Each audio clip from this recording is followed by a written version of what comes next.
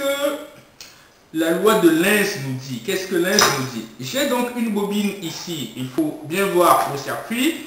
Je n'ai pas de générateur du courant dans mon circuit. Je ne dispose pas de générateur du courant. Les seuls éléments dont je dispose, c'est une bobine et un micro-ampèremètre, c'est-à-dire un appareil qui me permet de savoir qu'il y a du courant qui circule et qu'il y a du courant qui circule dans le sens positif et dans le sens négatif.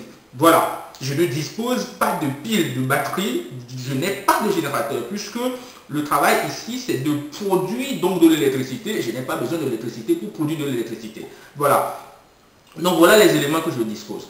Donc qu'est-ce que la loi de Lenz dit? La loi de Lenz nous dit, la loi de Faraday-Lenz nous dit que je dispose donc d'un barreau magnétique, un aimant.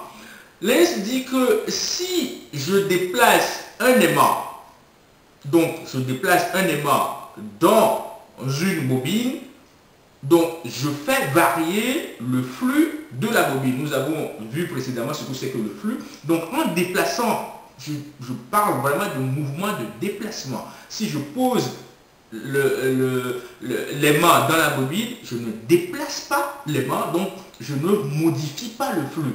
Donc la notion de variation de flux ici est très importante parce que nous parlerons par la suite de variation de flux sur la variation du temps. Donc Lenz dit que si je déplace donc un aimant dans une bobine, je provoque une variation de flux. Donc je peux le déplacer à l'intérieur comme ici, parce que le champ magnétique est tout autour de l'aimant. Donc je peux le déplacer ici comme ici. Donc dans le mouvement de déplacement, je produis donc une variation de flux. Et cette variation de flux sur la variation du temps, donc j'ai le flux à l'instant T2 moins le flux à l'instant T1 sur T2 moins T1, donc est un facteur qui provoque un déplacement des électrons dans ce conducteur. Mais est-ce que ça c'est vrai?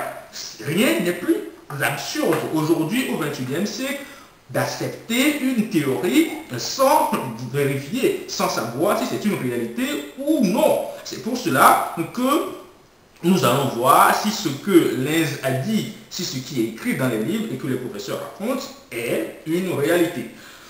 Nous ne contestons pas, mais nous voulons juste nous assurer. Bon, donc ici, je relie donc la bobine aux deux polarités de mon galvanomètre à 4 mobile.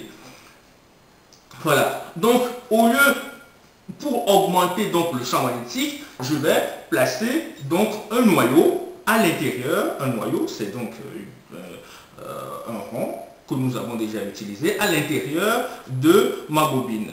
Et donc, je vais déplacer. Pour augmenter l'effet de mon aimant, je prendrai donc les deux aimants et je vais donc déplacer. Donc je déplace et vous voyez, je vais faire un zoom sur le galvanomètre pour que vous puissiez voir le déplacement. Donc je déplace et en déplaçant, dans le mouvement de déplacement, vous voyez que l'aiguille est en mouvement. L'aiguille est en mouvement. Quand l'ampèremètre est en mouvement, ça veut dire qu'il y a donc des circulations d'électrons dans un sens comme dans l'autre.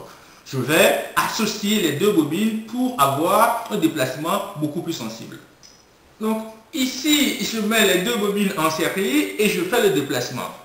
Vous voyez que l'aiguille est en mouvement dans mon déplacement. Donc je fais le déplacement. Quand je me déplace, vous voyez, quand je déplace donc l'aimant, j'ai donc l'aiguille qui est en mouvement.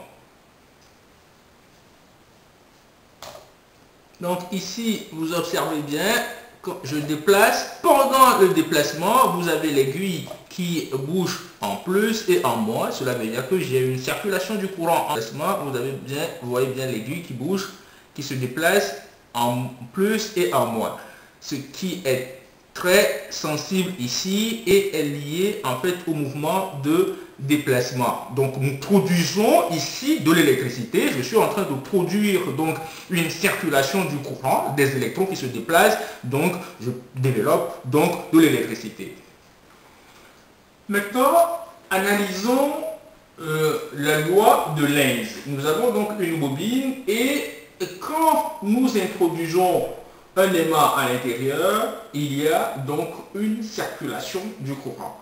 Mais ce que Lenz a remarqué également, c'est que en théorie, nous allons voir analytiquement comment mettre en application, comment quantifier cette force électromotrice, parce que qui dit circulation du courant dit naissance d'une force électromotrice. Mais ce qui est remarquable, c'est que quand nous introduisons donc l'aimant dans la bobine, nous provoquons une modification, une variation du flux à l'intérieur de la bobine. La bobine a une particularité, celle de l'inductance, c'est que elle s'oppose à la cause qui donne naissance en fait à ce courant. C'est-à-dire, l'effet, c'est le déplacement de l'aimant à l'intérieur. Et nous créons donc un courant à l'intérieur. La bobine en elle-même crée un courant pour s'opposer à cet effet. Ça veut dire quoi concrètement? Ça veut dire que j'ai le pôle nord de mon aimant ici. J'ai le pôle sud ici. Nous avons vu en électromagnétisme dans le laboratoire précédent que si nous faisons passer du courant dans une bobine comme celle-ci, la bobine devient un aimant. La bobine se comporte très exactement comme un aimant disposant d'un pôle sud et d'un pôle nord. Alors, l'explication de Lenz, c'est-à-dire la remarque, ce que Lenz a remarqué dans ses expériences, c'est que j'ai le pôle nord et quand je m'approche, je fais le mouvement de déplacement dans la bobine avec le pôle nord, je produis donc une naissance du courant. La bobine s'oppose à ma cause, la cause qui crée le courant. Donc qu'est-ce que la bobine fait? La bobine crée en elle-même un courant qui s'oppose à mon déplacement, c'est-à-dire le courant créé par la bobine se développe de telle enseigne que cette partie de la bobine devienne le pôle nord et cette partie devient le pôle sud pour s'opposer donc à mon pôle nord.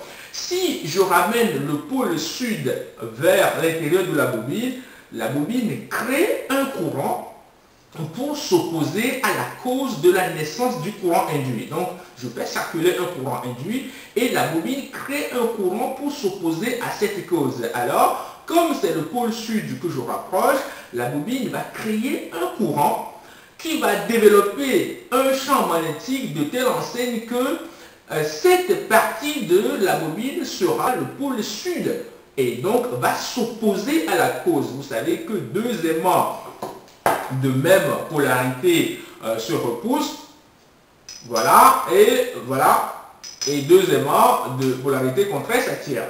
Donc, pour s'opposer à la cause qui donne naissance, quand je rapproche le pôle nord, le courant induit que je crée circule, mais la bobine crée un autre courant qui va engendrer un courant beaucoup plus faible que le courant induit que moi j'ai fait engendrer dans le circuit, mais qui va faire en sorte qu'un champ magnétique va se développer et va s'opposer à la cause. Si je ramène le pôle nord, donc le courant créé par la bobine va faire en sorte que cette partie de la bobine deviendra le pôle nord. Si je ramène le pôle sud, le courant créé par la bobine va faire en sorte que cette partie deviendra le pôle sud. C'est ce qui fait que la quantification analytique de la force électromotrice est précédée par un signe moins que nous allons voir par la suite. Nous passerons maintenant à l'application donc pour voir comment est-ce que nous pouvons quantifier, comme nous sommes arrivés à produire du courant, comment est-ce que nous pouvons quantifier donc cette force électromotrice. L'autre chose à remarquer, je parle ici de déplacement. Donc quand je déplace l'aimant, j'ai donc un mouvement et j'ai une création de courant. Si je peux ne pas déplacer l'aimant, mais déplacer la bobine également. Si je déplace la bobine, j'obtiens la même chose en fait. À partir du moment où j'ai un déplacement relatif, que ce soit l'aimant qui se déplace par rapport à la bobine ou la bobine qui se déplace par rapport à l'aimant, j'ai une naissance donc du courant. Ici, nous sommes dans un mouvement linéaire, mais pour obtenir un courant conséquent, ce que vous trouvez généralement dans les générateurs de courant, beaucoup plus par la suite dans le mouvement des alternateurs, dans les centrales hydroélectriques, thermiques ou nucléaires, c'est donc un déplacement rotatif. Donc c'est le même principe ici. Si vous avez maîtrisé, bien manipulé la loi de Lenz sur un déplacement linéaire, vous pouvez le transformer facilement en déplacement rotatif et donc produire des courants induits. Passons donc à l'application.